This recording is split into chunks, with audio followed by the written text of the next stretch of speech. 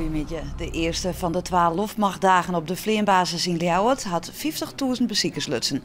Die zeggen naar shows van vleertuigen uit haast alle Europese landen.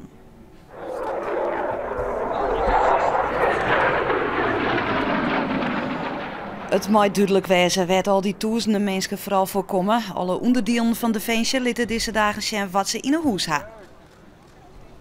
De F-16 van de Fransen, die shows die zeiden vind ik echt mooi. Dit zag zo uit elkaar, zo echt tof. Ja, ik vind het verschrikkelijk leuk werk. Ja. Het is natuurlijk het ultieme uit de helikopter halen. Wij doen natuurlijk dingen met de helikopter die eigenlijk door veel mensen niet voor mogelijk worden gehouden. Bezoekers kunnen vanzelfs ook even in gewoon vleertuigen en helikopters zien. Daar hebben we dan ik flinke broek van maken. Morgen worden er meer dan 100.000 bezoekers verwachten. En op de vleerbasis stiet verslagjouwer Ilse Hermanides. Ilse, hoe is de dag je het verroen? Nou, het wie vanzelfs heerlijk waar, dus de sfeer wie ik goed. De shows zijn intussen voorbij. De vleentje nou nog wel een helikopterroer, maar de echte shows zijn voorbij. Dus iedereen gaat staan gewoon naar je hoes staan. Er weer wel één teleurstelling en dat weer dat de Red Arrows net vliegen. Hè. En dat komt omdat een van de piloten zie ik weer. Hopelijk is die morgen weer beter en kan het morgen wat terug in. Want het zal dan de eerste keer wezen dat ze weer vliegen. Nooit ze bij een orenshow een crash hadden, werd ik een piloot bij verstoorn is. Ja, nou winnen er 50.000 bezoekers, Joet. Is dat nevens verwachting? Nee, dat is iets minder als verwacht. Ze hier rekken op 64.000 mensen. Hoe dat correct komt, weten ze net. Misschien heeft het ermee te krijgen dat het gewoon wij altijd in juni weer en nu ver het eerst in september. Ja, en een soort leven hè, van al die demonstraties. Gaat dat nou ook een soort klachten opleveren vanuit de omjouwing? Nou, dat valt heel erg daar. In totaal binnen de 6 klachten binnenkwamen. Er zijn 4 klachten over het lawaai en 2 klachten over de logistiek. Dus dat is heel mooi het parkeren en het omrijden te krijgen. Hè. Nou, dat valt natuurlijk heel bot daar als je het loertje joet, en ik in vergelijking met al mensen dat ervan genoten heeft, is het natuurlijk maar een heel lietsbietje. Oké, Ilse, dank voor die bijdrage.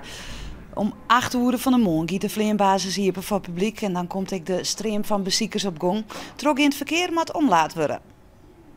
De A31 is uitzetten tussen Marsum en Dronriep. De dik wordt gebruikt als bushalte voor 120 bussen en als parkeerplak. De coördinatie van het verkeer wordt dienen op de nagelnije meldkamer van de helpdiensten in Drachten. Ik bij eventuele calamiteiten komt die in actie.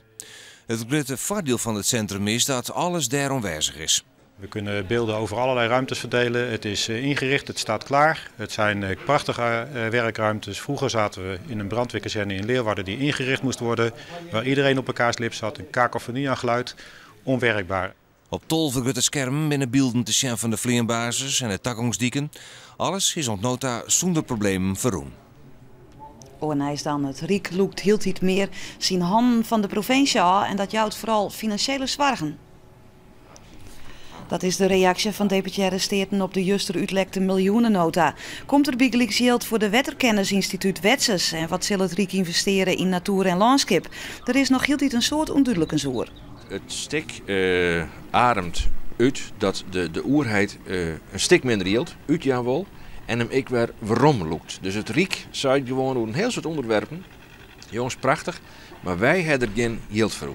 Burgemeester Kronen van Ljouwert had zwargen hoe de veiligen in de grote steden. Ik daar wil het kabinet minder geld doen uitjaan. Het budget net minder polities op stritten, maar wel dat projecten als bijgelijks de begeleiding van probleemjongeren skrast worden. Er is een valse Twitter-account actief uit namen van het advocatenkantoor Anker en Anker uit Ljouwert. De advocaten lieten weten dat ze niet met de account te krijgen hebben. De tweets gaan over Robert M., de vertochte in de grote Amsterdamse zedenzaak.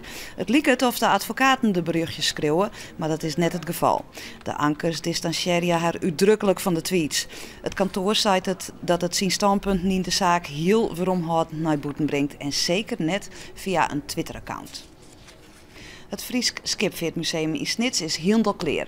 Na een verbouwing die het meer als oorleerd worden, is het museum weer up-to-date en volslijn verloren. Het hele museum is onder handnaam. De bibliotheek is moderniseerd en er is nog een monumentaal pand bij komen. Voor mensen die het meer rennen is het Vernijde Museum ik volle beter toegankelijk. En er is een speciaal binnenmuseum maken. De verbouwing heeft 2,8 miljoen euro kosten. Het doel is voor zelfs meer beziekers te loeken. Ik door het haast net de season, maar het groei naar 28, misschien wel 30.000 zou wel mogelijk wezen. Maar als je net met de tijd meegaat en je gaat er net vernijen met je toiletten of al je verswillings die er nou ik komen binnen, dan boer je achteruit. Verleden jaar bezochten 17.000 mensen het museum, dat onder de verbouwing gewoon Iepenbleun is. Het waren nog van de is de lof beroen en is er kans op een bui. De temperatuur zakt naar zo'n 13 graden. Morgen is er eerst zinnen. In de joentijd binnen er weer buien. Het wordt oedai zo'n 17 graden. En hoe Safir het nijs in het kwad. Aanstom 6 uur ben we er weer. En hoe dadelijk is het tijd voor uw nieuwe programma Neet op Vreed. Mijn collega Roelof Lausma.